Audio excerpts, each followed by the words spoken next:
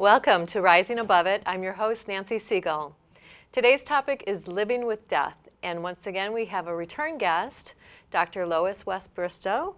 And she is here to talk about her new book that she's authored and also tell us a little bit more of what her book entails and about living with death. So welcome, Lois. I'm glad to be here. Very much alive. We are. Very good. Now, Lois, you're a depth psychologist. Right. You're a lecturer. Right. And you've now published your own book called Death Comes Not... I didn't publish it, but it was published. It's been published, yes. Death Comes Not as a Stranger. Mm-hmm. And so let's share with the viewers who you are and how you got started in depth psychology and a little bit of your background. Okay. I am a native to Southern California when places like Monterey Park had 500 people and there were orange groves everywhere. Mm. We rode our horses over non-fenced areas. Different world when I grew up. I grew up during the Depression, and my father was an educator, my mother a homemaker, because that's what mothers did in those days. Mm-hmm. She kept everything together. I had two brothers who became attorneys. They both have passed on now. And I grew up at a time when little girls could be secretaries or nurses or teachers only should tragedy strike and force the care of the family. So I was to be educated, but I really was not to plan on a career. And it was, I accepted it. That was just the way things were. And I taught school starting in 1949 to put my husband through graduate school, and that was a totally acceptable thing. And taught for 3 years and then stopped and had my daughter and a son, and 3 years later another son, and stayed home for many years. But I missed teaching. And I finally went back, and I would teach 2 years at a time or 3 years at a time and then stay home and be with the family a year or two. And I enjoyed that very much. The marriage was, as many marriages are, a bit problematic, and after 20 years we called it a day. And I went back then for more education, because when I wanted to go back during the marriage, the counselor asked me what degree my husband had, and I said he had a master's degree. And he said, well, then you shouldn't be getting a master's degree, because you wait until he gets his doctorate and then you can get a master's degree. The amazing thing is that I did not question that. So they wanted you a step below? Always a step. And so after I was divorced, I went back, got a master's and another master's, and finally a doctorate. At the age of 80? Yes, yes. I went brilliant. back to school, which I thought was the craziest thing. I was just a nudge, you go back to school, you go back to school, and I thought, this is insane.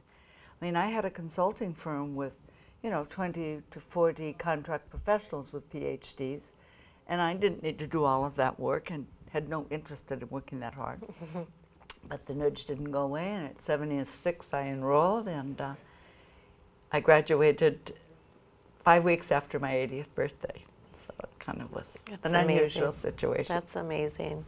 That's very inspirational for any people, any person of any age. But it was a different perspective. One of the advantages is I had such a broad base of experience to relate to during the coursework. Mm-hmm.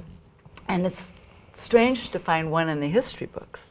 And in one course, they were talking about the Rajneesh in Oregon, which was a cult group who had moved in and really did some rather vicious things, like trying to poison everybody in a town and what have you.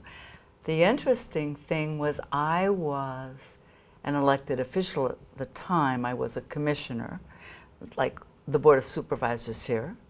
And so we were dealing with this group who were coming in for records, and we wanted to be very respectful of everybody's religious preference, but not let any of the records, of course, leave the office. And then here it is written up in the textbook, and I think, wow, I lived through that. Yeah. There were several you're things part like of that. history. Yes, I felt That's very exciting. much a part of history. So, Very good. anyway, with that, my dissertation, my research was on the transformative process in old age.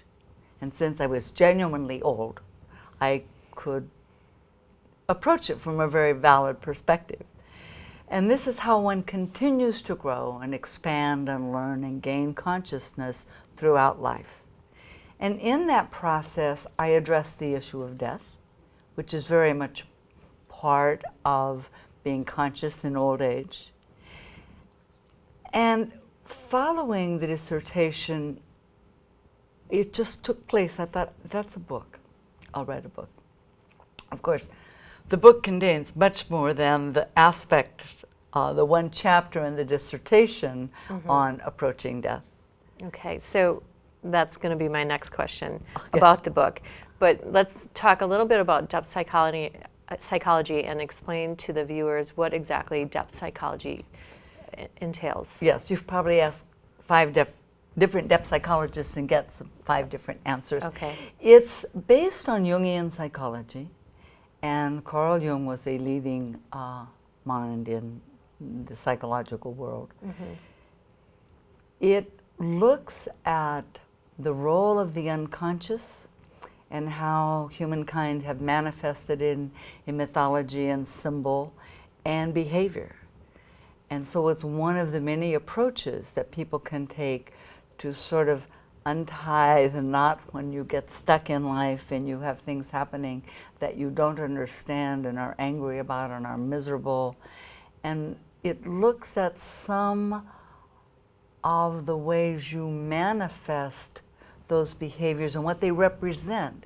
And when you become conscious of what's going on, it makes it much easier to let go of certain behaviors and build new approaches.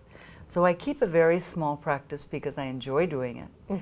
And before I had the degree in depth psychology, I had a practice of people. I considered myself an educator, which I was, and taught people how to make changes in their lives. Great. So I do that from a little deeper perspective at this point.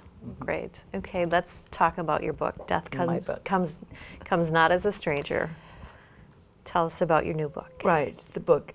It looks at death. In a way, it was my own story of coming to peace with death, to having no fear about death, to seeing death as one of the bookends of life. We're born into life and we die out of life, or are born out of life, depending on what one's philosophical or religious perspective is. That it is a natural process, and everybody who is born gets one. So we are very, very busy celebrating birth and denying death. And we think it happens to somebody else, and it's very sad.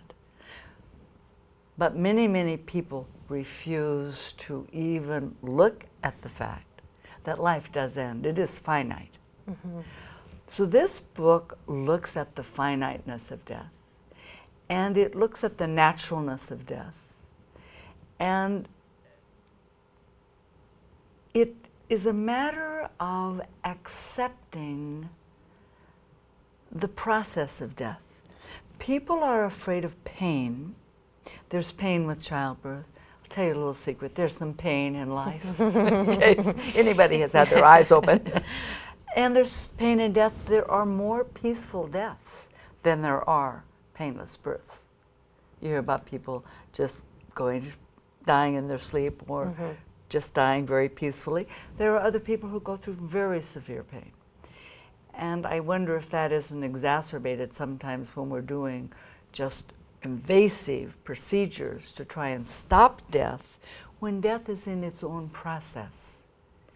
And we look today medically, when doctors are committed to finding a cure, then if someone isn't cured, then that is a failure.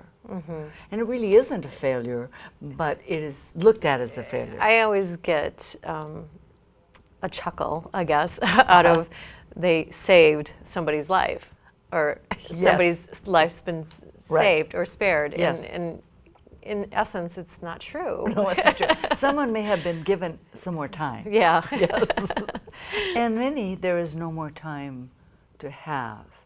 And to me, one of the sad things is that we don't accept the fact that some people are very ready for their death.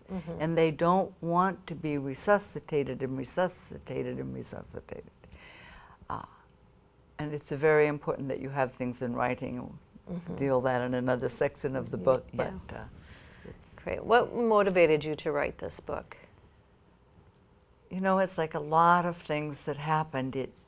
I was writing a different book called Huff and Puff and Pray to the Moon, Increments of Transformation, which is a series of stories of how all of us learn just because the teachers are everywhere if we stop and look at what's happening. And then the book on death just sort of pushed its way into my consciousness and said it's time. So I started writing the book on death. And it has, as I say, a facet of memoir, but it also has a look at how death is perceived in Western society. Okay. Now, the beginning of the book, in the prologue, it's got the rhythm of a poetry. And could you share this with the audience? Yes, I could. Actually, it began as a poem. Okay. I was writing it in terms of consciousness. And then as the book evolved, it seemed like this consciousness is death. Unbeknownst to me, the dance I dance so fluidly is led by an unseen partner, while all along I thought I danced alone in stunning grace. Willingly held in the arms of my shadow, I am swirled away to dance with grand precision the repetitious steps over and again. Treacherous are the steps I thought sublime. Cautiously new steps take form, but this time danced alone until the music stops abruptly, the dance is over. Yet all the while I have known the last dance waits for everyone, for me. When death extends its hand in invitation, may I take it willingly and with grace, yielding into waiting arms onto the sacred dance floor of the vaguely familiar, yet strangely unknown. Will I be able to keep alive the sparks of wonder and mystery? Beautiful. So, thank you.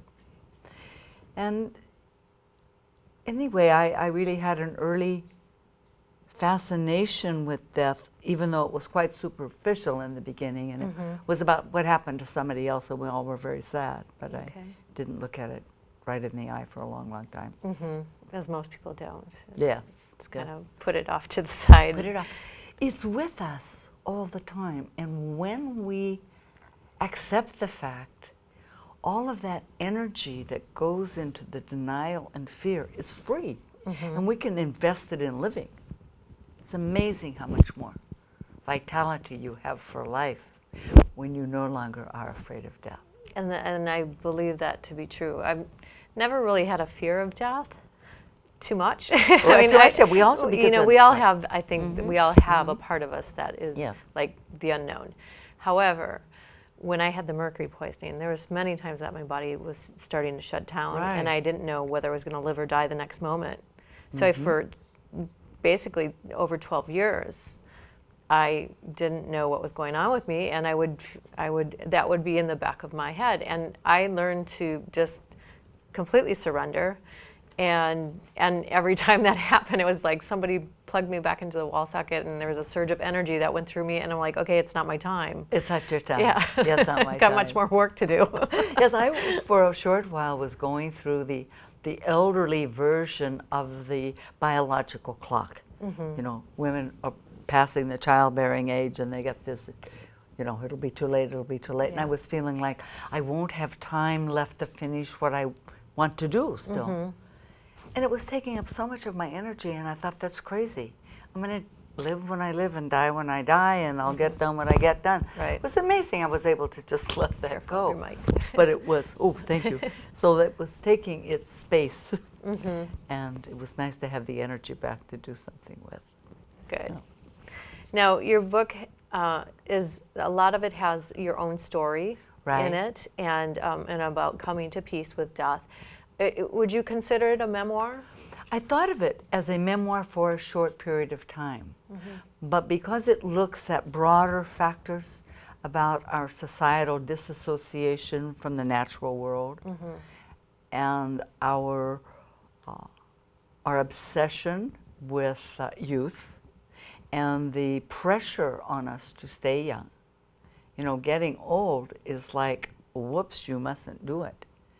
So we are to, the magazines all tell you, take 10 years off your life. Right. It's a good trick. If you know how to do it, let me know. Don't age. And we do age. So it was kind of a sorting out many of the factors that are collective to all of us rather than to my own story. So it has facets of memoir and certainly facets of what we are all involved with in terms of death today. Yeah, I enjoyed your book very much. I am glad. I think having your own life experience added to the book, instead of just somebody's talking about death, really helps the reader to understand, like, awareness. It brings awareness and insight and wisdom. I'm glad that's very nice to hear, because that's the intent. Yeah. To really share real experience that people can relate to, because we are all out there. Yeah, and we all go experiencing it. exactly. Yeah, we're all going through it together. We're all going through it together. Although we may feel like we're alone, we're not. So you also address the social pressures of staying young in the book, Yes. and relating it to accepting death without fear. Right. So can you elaborate on that? Okay, there's a fine line about not aging versus taking care of yourself so that you value yourself and you want to look decent and you don't want to just run around and let yourself go to pieces. And trying to erase wrinkles, not to look better so much as to deny the years. And it takes some consciousness to really look at that and ask yourself, how much better am I going to feel, and what am I really looking for here? And is it one more way of thinking maybe I won't die after all? We do the same thing with weight. I'll tell you, most of us gain a few pounds. And they do the same thing with happiness. Right, now it's my next question. Staying thin and being happy, and then, you know, still having peace within yourself. Yes, it is very big business. The amount of money that we spend on all of those resources. And it's more exciting and interesting and appealing than just staying healthy. You know, who wants to fix brown rice 22 different ways when you can just use this face cream like magic? And I'm not saying don't take care of yourself. It's a very important aspect of life.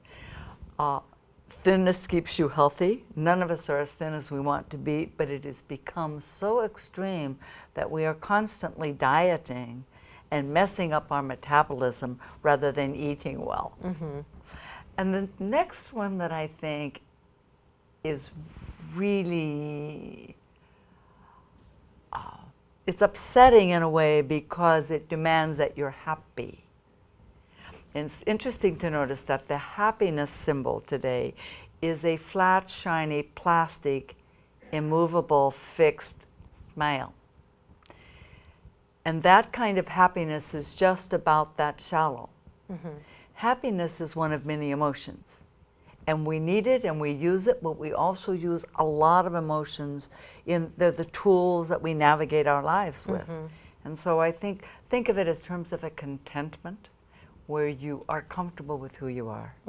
With base, I mean, we're not all comfortable all the time and we mess up, I don't know how many times. But basically we're on track with ourselves and we are comfortable with our value system and how we treat other people and how we live our lives. And that's what will be the stable keeper. Then you can have happiness and boredom and all the other things come and go. Yeah, I've often considered myself a happy person. You know, Positive. Positive, happy.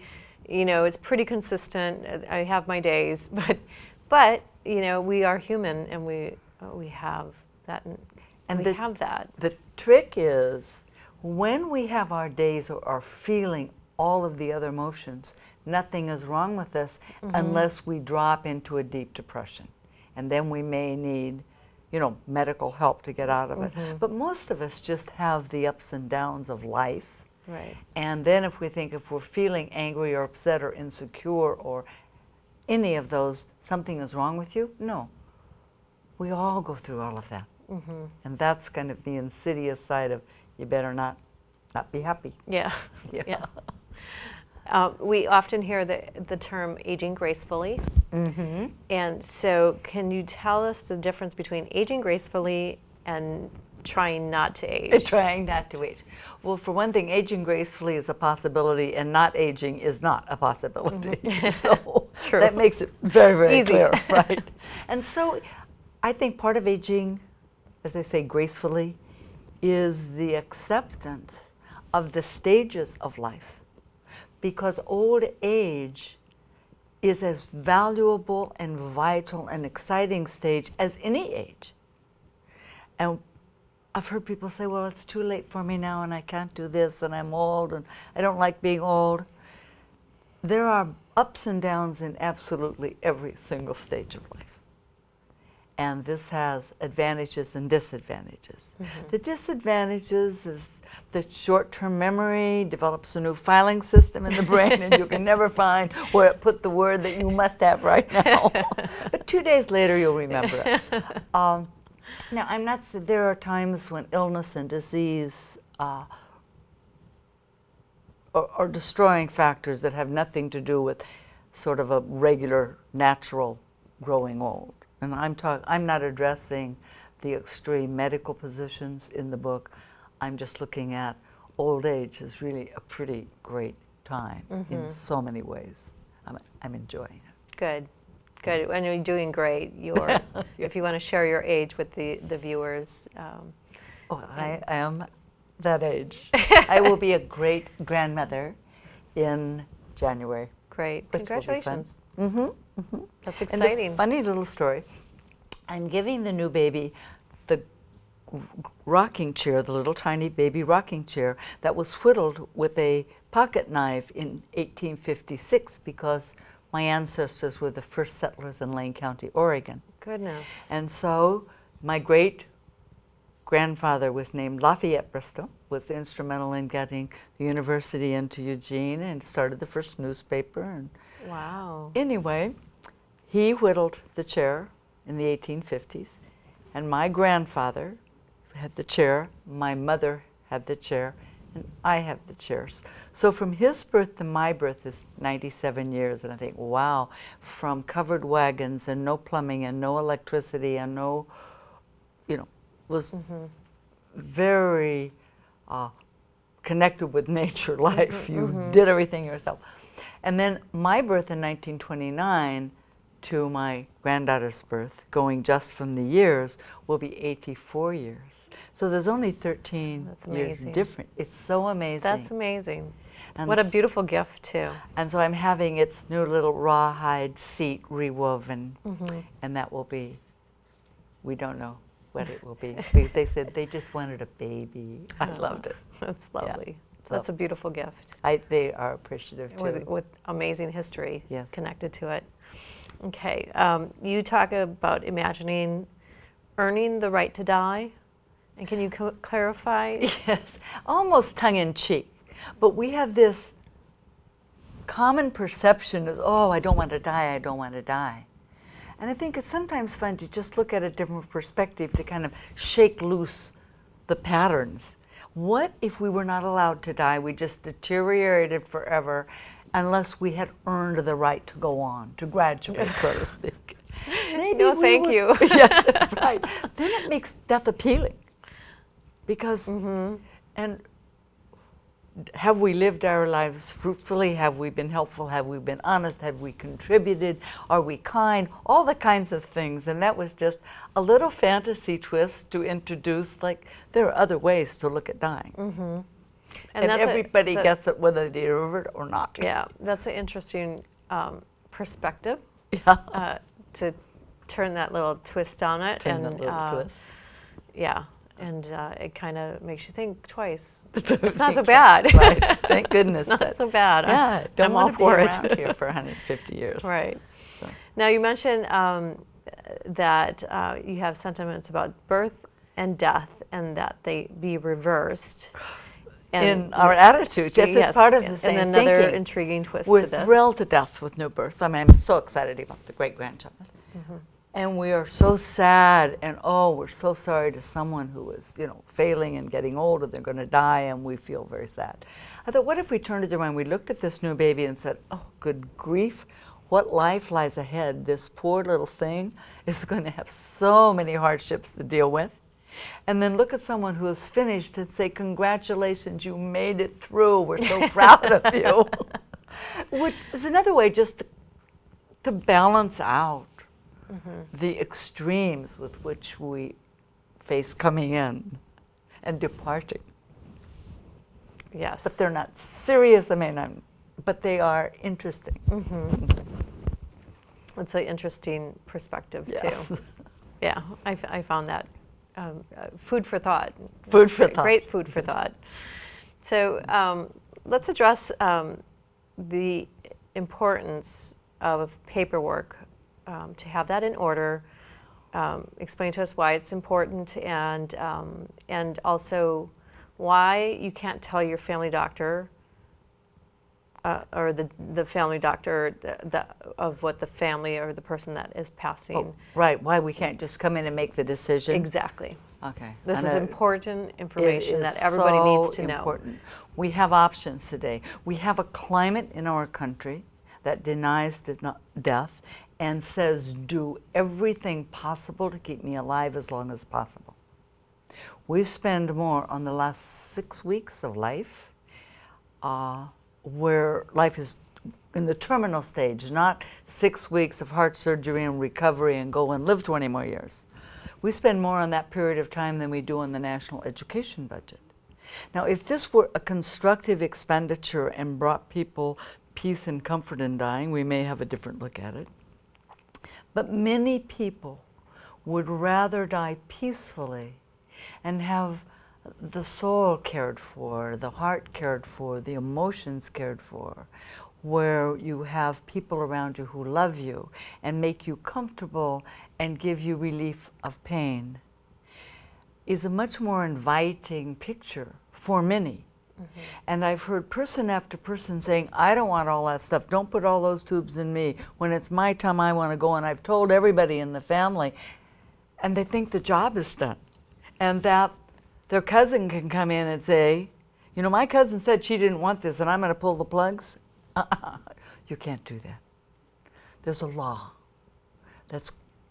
You can't go in and pull somebody's life-sustaining.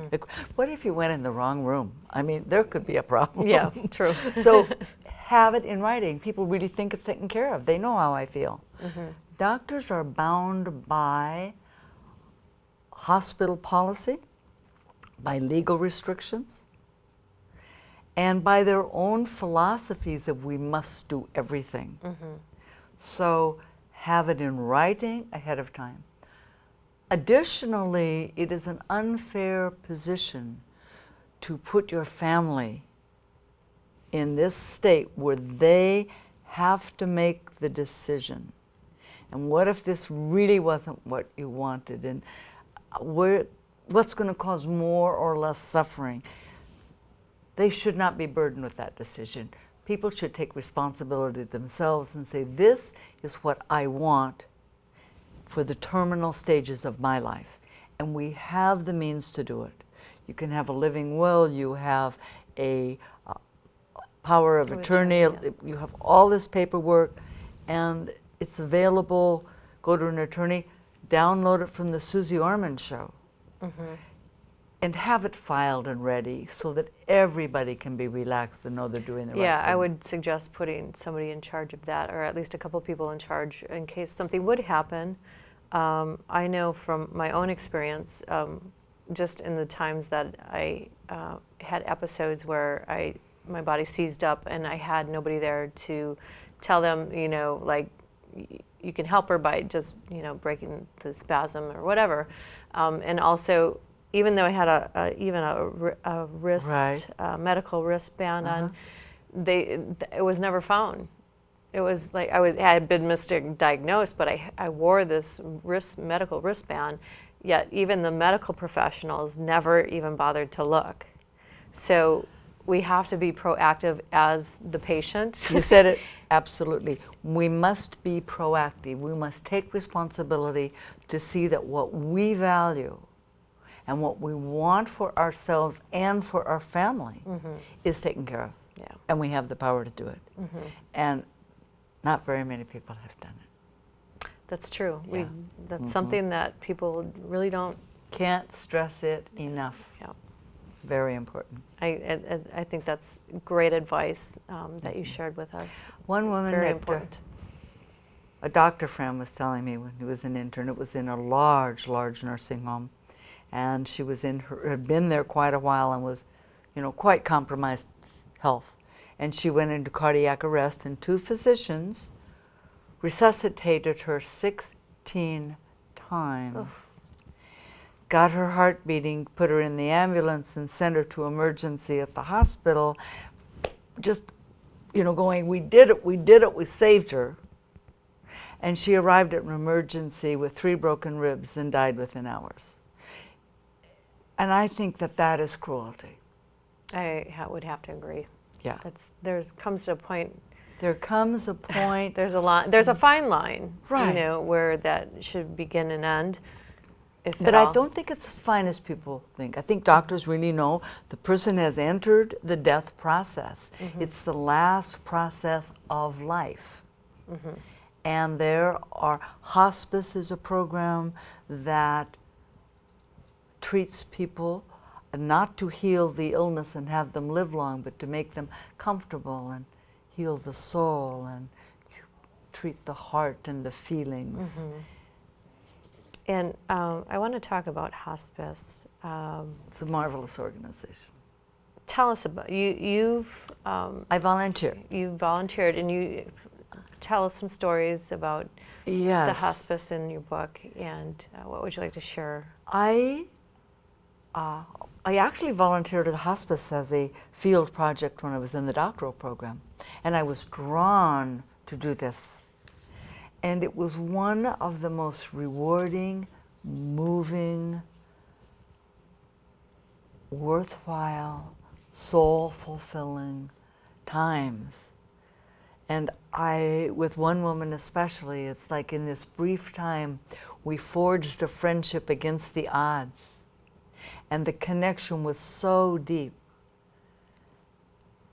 And she was a beautiful woman who had struggled so much in her life, and in her last days wanted to know if God would be pleased. And I assured her that God would be pleased. Not that I have any, you know, written message, but it's clear from the character and the depth of this woman. And she said she was so afraid because she could not give her daughter all the things that all the other kids have. And in her last few days, she loved poetry, and I read poetry, and I would read from her Bible, and she had these neat marks in the margins, and I found her favorite places. And I would stop sometimes and say, Kevkin, you know, I don't see anywhere in here where God says you're supposed to give your kids stuff. I just can't find it. And so we began kind of kidding about that. And I told her, she said, actually it was just a couple days before she died, she said, you validate me. And I said, you chose the right word. Because she was a bookkeeper in an accountant's office. And I said to her, you validate the numbers to prove that they're true and accurate. And so when something is validated, it's true. And yes, you are validated as having lived a life, a beautiful life, a life of integrity and love and kindness. You're validated. And she said, you got me. So, yeah. Beautiful. Beautiful. Yeah. Tell us the difference between a hospice and what happens in a hospice versus what happens into, like, say, a medical facility as a hospital. In a medical facility, if there are no records on file and no family there to present a records or to release, now they're allowing, like, the wife or the husband, not always, it depends on hospital policy, then they begin code blue and they begin invasive treatment. They get the heart beating and they get, you know, tubes down your throat to get thing in the lung, and they get fluids going, and it's busy stuff happening here. It's not a gentle process because they're fighting time. When you're in hospice, there is an acceptance that this is the final stage of the life, and there's a staff that listens. There are volunteers galore. You can talk about your life. You can resolve things that you wanted to tell somebody. Somebody is there to listen. Somebody is there to be with you. Someone is there to see you're comfortable. There's a whole new profession emerging of people like midwives help deliver babies. These are the midwives that help families and the dying make the transition. And they're there to bring comfort. And when the family is so caught up in emotion, it's calming to have someone who really knows what kind of things make the dying comfortable. It sounds like a much nicer place It's than, a much, than yes, a yes, hospital. Exactly. Just in general, of being in an environment where you know that your days are numbered, Right. and it's okay. And that there's relief of pain. If you would like relief of pain, you can have all the relief of pain you can. Yeah, so it's a beautiful setting. There's this place in Santa Barbara that is on the social model of hospice. That's actually an 8-bedroom home it's called Sarah House, where they live as a family until they're completely bedridden. You can go into the kitchen and fix yourself something if you want to, or you can be out in the garden or meet with people or go watch television. It's a phenomenal approach. And a hospice comes often into the home with volunteers and with nursing help. They come in and do the bathing, they come in and do the treatment. They're both wonderful programs, but this is the only one I know of that's the social model as well as the other model. That's interesting. That's another interesting approach. Yes. Now you Parallel did, in many ways. Now you didn't mention anything. It just popped into my head. Another aspect of dying, and I've seen it done over in the some of the European countries, where allowing a person to be euthanized. Right. That they won't touch in this country. Of course, yeah. And I haven't touched it in the book. Okay. Because it's a whole legal campaign, and it would take if someone were dedicated to having that solution. You know, there are books on it. The Right to Die book by the group in Oregon, the Hemlock Society, were promoting the choice of being able to take your life. And there are some states that say, with protection, if you know you are dying and you have 2 different physicians and you're sound of mind and your family, you know, is with you, they allow you to take a lethal dose of medication. Wow. But it's rare in the country. I don't approach it because there's nothing to be gained for me in this book. There's no answer or experience that I can share. Not that I take a stand one way or the other. Yeah. I just thought it's an interesting perspective. It is an interesting perspective. Yeah. I believe very much we that do it people to should our have the right pets. to do what they want to do. We have compassion enough to do it to our pets. Yes. I think for some people, in some cases, It would be a blessing. Yeah. No, we go to the other extreme and keep someone who's brain dead alive for years and years and years. Alive in every system is artificially, you know, maintained. Yeah, and that is, I don't know of any cases that people recover or, you know, And I don't either. And I don't go into those because I personally would not want that for me at all. No tubes, no sustaining. When it's time for me to go, I want to go. Yeah, me too. I want to find a little corner someplace and sleep for about 2 eons. It's been a busy life. I'll set up a cot next to you. Yes. Now, tell us about the alienation from the natural world of the fear of death. Yes, we are totally alienated from the natural world in our lives. We have, I remember once a kid saying, who had visited a farm, and he came back and he said, do you know where he gets the milk? He squeezes it out of a dirty old cow. Doesn't he know you can get it in a plastic bottle at the, at the store? So there was just this division. Our steaks come, all clean with a little sprig of parsley, and there's no bellowing of dying cattle. When someone dies in the hospital, we have 2 hours for the family to stay in most hospital policies. Then we now do not have a body, we have a cadaver. It's legally changed. And it is taken down the back elevators to the funeral parlor and made to look beautiful. And there with flowers and music, we have the last service. There's no last breath, there's no the reality of dying, the reality of life in its natural form is further and further away because we deal with a highly industrialized society. We can't grow our own vegetables and live our lives and raise our kids, and life just doesn't lend to that. We buy it at the grocery store, much of it already prepared in a meal. Yes. So that just pulls us even further away from death being a natural process. That's true. That's so true. Yeah. And I think it's important to stay connected to death, to the nature, to life, to death, to birth. Yes. Because without it.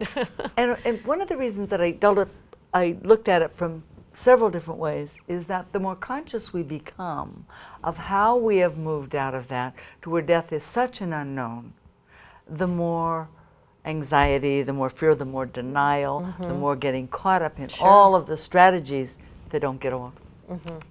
Like that. Yeah, it's kind of going down a path that leads you to nowhere. To nowhere. And except for fear-based, and that's no way to live. That's right. And everybody wants to live a long life, but they don't want to get old. Right. And it's kind of a little hard mix there to pull off. Yeah. And I haven't found it yet. True. Now, let's talk about the experience that first brought you closest to death. It was a death of a friend, and it was very traumatic. Yes. And tell us about that, and like what happened, what occurred. And there were a series of deaths. I was a young woman, married, and I believe I had 1 or 2 children. It was just in that phase, and I forget the exact year. But we had a neighbor, we had an elderly uncle die. He'd been sick a long time. It was like, we were sad uncle's gone, but it wasn't a mourning kind of thing. Then there was a friend of a neighbor. That was truly shocking because I had babysat his kids, their kids. And then there was a good friend in high school who had cancer, had metastasized before they found it. And she was gone. So it was like one death, another death, another death. And the same people basically were at all the funerals, which seemed to concentrate the mourning. And when this dear friend of ours was ill, we went into denial. It's like, this can't be Paul. And we finally went to see him in the hospital. And we were guilty and ashamed for not seeing him sooner. We were just devastated. And he was in his last stages in the hospital. And to sit there and watch all of the activity that seemed to ignore the person. He was, thin and still and pale and all the machines. And I thought I wanted to tell him, I was there with my brother, I wanted to tell him, Stafford and I are here, Paul. I wanted to reach over and touch his face. I wanted to say, we're with you. And I walked and put my hand out, And the nurse pulled it back and said, no. And then we were signaled to get back against the wall, and we did. And the doctor came in and looked at us and went, out, and we left. The devastation of leaving someone that we had loved so in this chaotic treatment of everything happening and nobody really knowing who he was or being comforting, just devastating. The greatest death experience I had ever heard about, experienced as far as emotional impact. And then, of course, the impossible happened, and that is 10 years ago, my oldest son was killed in an accident. He was 49 years old, and he would be 59 now, and he would be a grandfather in January. We were very close. I'm very close with my children. And I thought I couldn't live. I just did not see how I could live. But we do live. We do live. And we learn to appreciate life. I learned to appreciate that he was my son for 49 years and move away from the pain of the loss into the joy of his being. It took a long time, and it came little by little by little.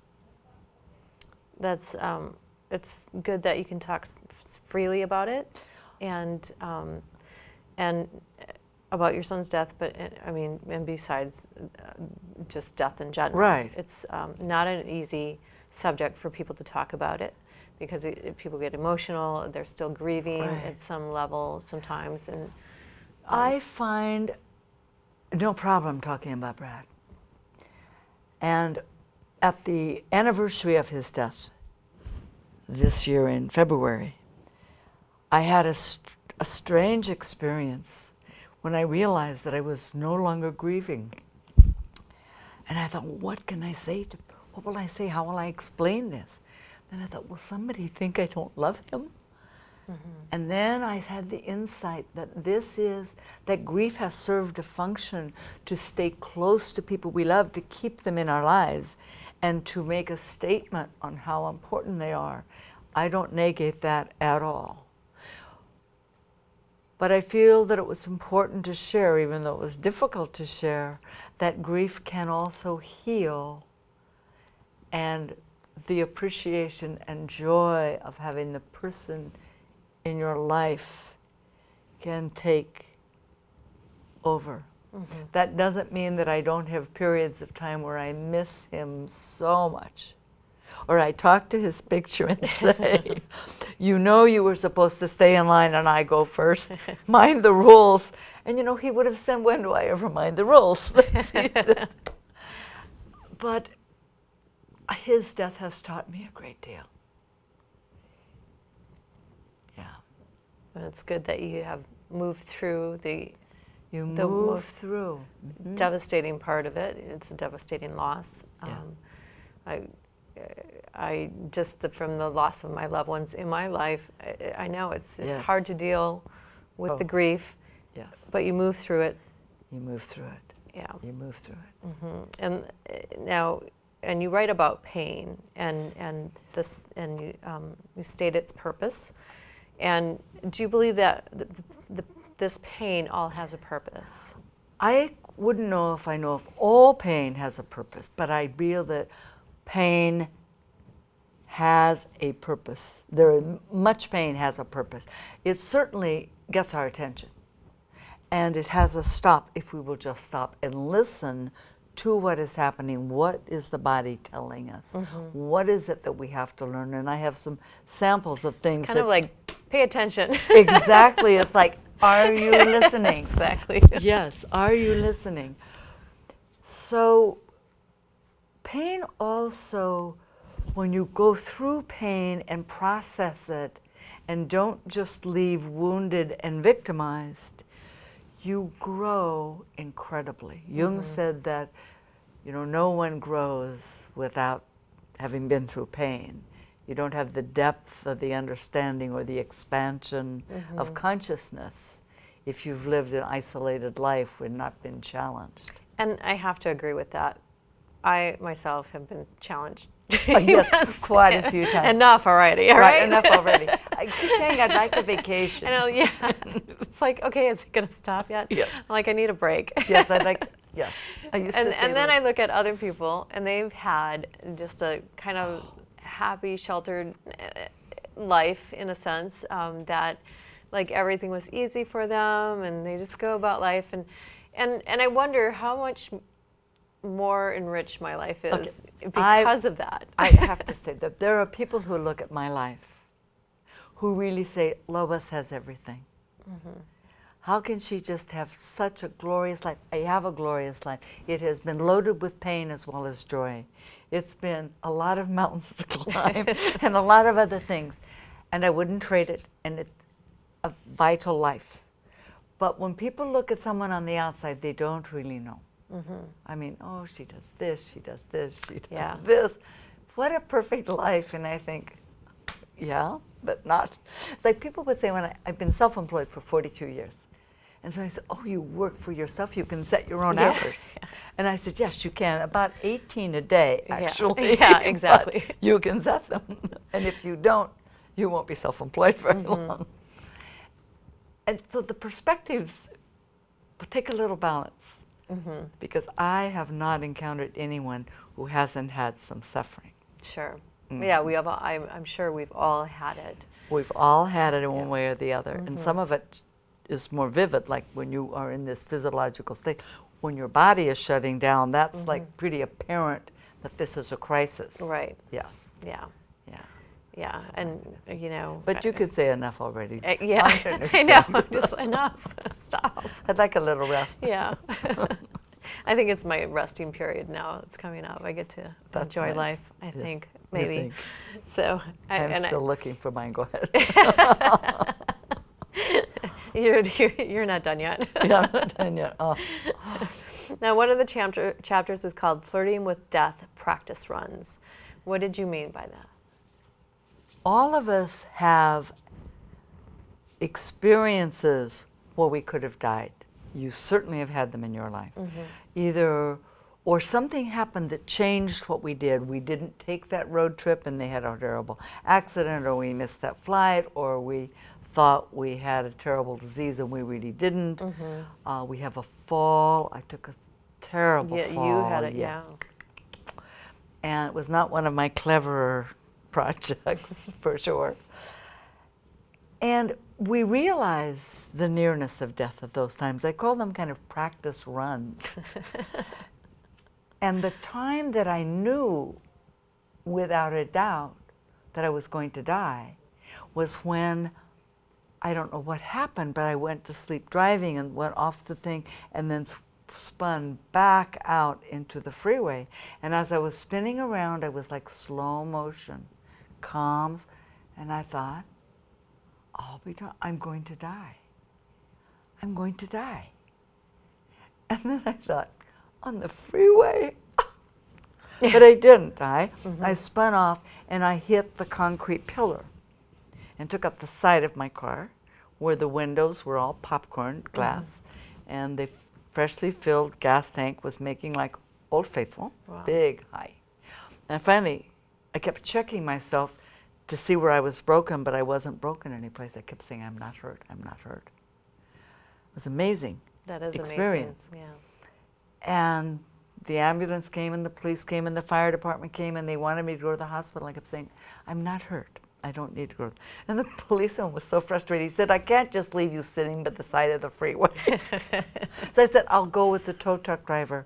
And when my son comes, I'll call. And I did. My son came, took a look at the car, turned pale, put me in the car, and I said, just take me home so I can rest. I need to rest. He goes, Mom, you're not going to like this, but we're not going home. We're taking you home to my house. He said, besides, you don't have a car and you don't get to choose. I did so like him. I was glad they took me there.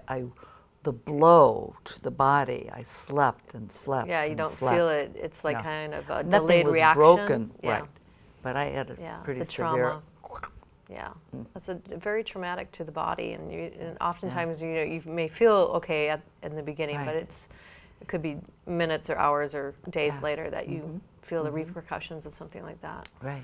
I have very few repercussions. It was an amazing experience. That's good. So we only have a couple minutes left. I want to share with the viewers where they can Buy the book. Buy the book.